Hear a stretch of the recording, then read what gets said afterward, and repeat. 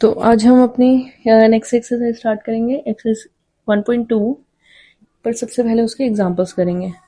देखो इस पूरी एक्सरसाइज में सेम ही कॉन्सेप्ट यूज होगा।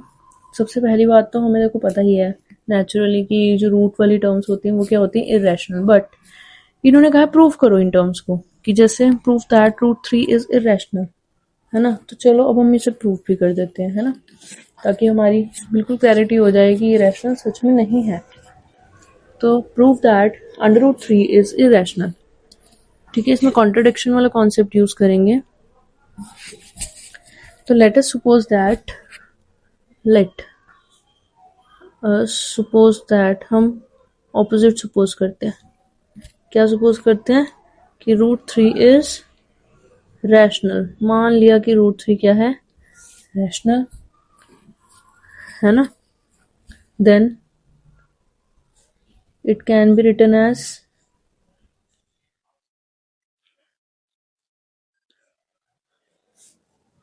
Root 3 is equal to a by b form में लिख सकते हैं हम। रैशनल का मतलब तो ये हुआ न्यूमरेटर डिनोमिनेटर की फॉर्म में लिख दो, where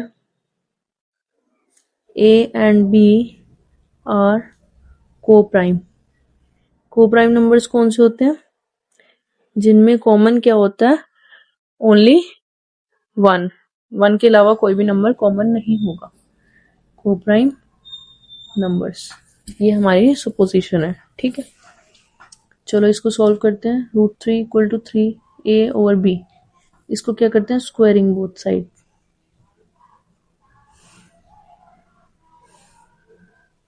root 3a over b, ये बना 3a square over b square. लिख सकते हैं b square is equal to a square over 3, ये लिख दें। यहां से हमें इंप्लाई करते हैं क्या, a square is divisible by 3, है ना। ऑल्सो अगर a स्क्वायर डिविजिबल है 3 से तो a भी डिविजिबल होगा 3 से। 3 देयरफॉर a को हम लिख सकते हैं 3 का मल्टीपल 3m। इसको मानते हैं first equation, put in 1, first equation में पुट कर दो।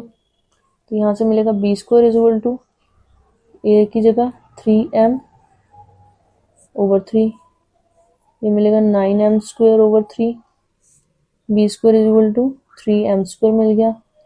m स्क्वायर को यहाँ सॉल्व करते हैं तो ये मिलेगा b स्क्वायर अपॉन 3। अब इस लाइन का मतलब क्या हुआ, फिर से b स्क्वायर इज, ये इंप्लाई करता है b square is divisible by 3। Also अगर b स्क्वायर 3 से डिवाइड है तो b भी डिविजिबल होगा 3 से,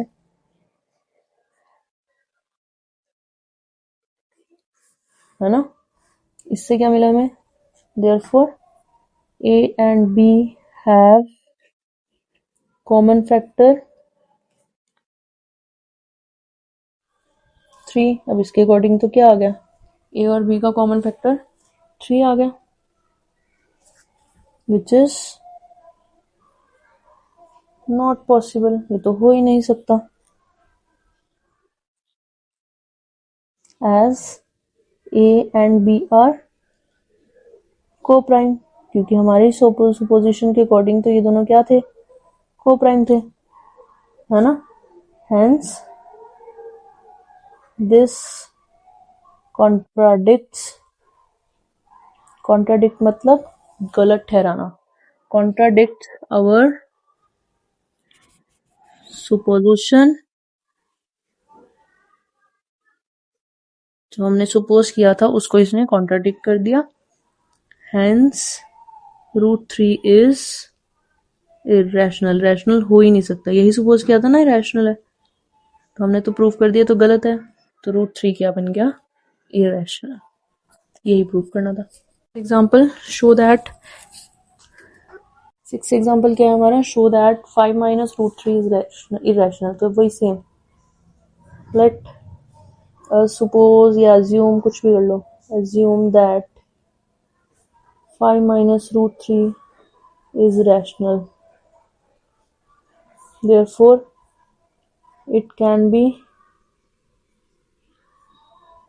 written as a by b form, है ना, मतलब 5√3 is equal to a by b लिख सकते हैं, where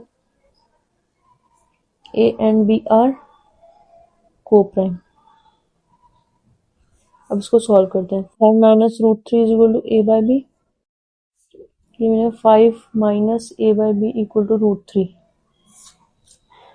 since 5 minus a by b is a rational number, ये तो एक रैशनल नंबर है क्योंकि a by b भी रैशनल है ना। दिस इम्प्लाइज, इससे हमें क्या मिलता है, √3 इज ऑल्सो रैशनल। बट अभी अभी हमने प्रूफ किया कि √3 तो रैशनल हो ही नहीं सकता,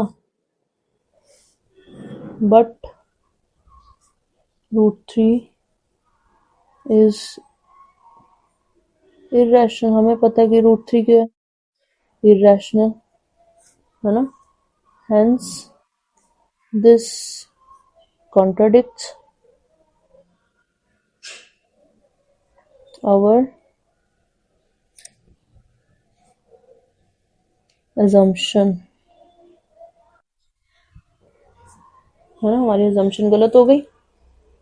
हेंस 5 माइनस √3 इज irrational, ठीक है, हेंस प्रूफ्ड, यही हमें प्रूफ करना था। Last example, show that 3√2 is irrational।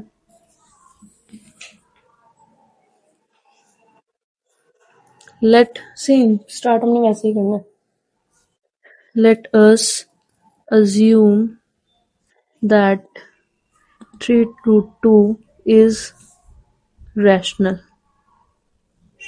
therefore it can be written as a by b form। So 3√2 equal to a by b, where a and b are co-prime। अब solve करते हैं। 3√2 equal to a by b, √2 equal to a by 3b। This implies a by b is a rational number, है ना। Hence √2 is also a rational number।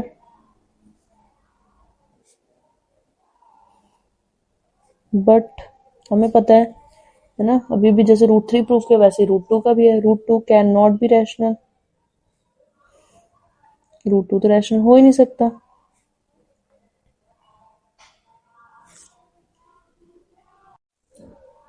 Hence this contradicts our assumption that 3√2 is rational, है ना, ये हमारी गलत हो गई। Hence 3√2 is a irrational number, hence very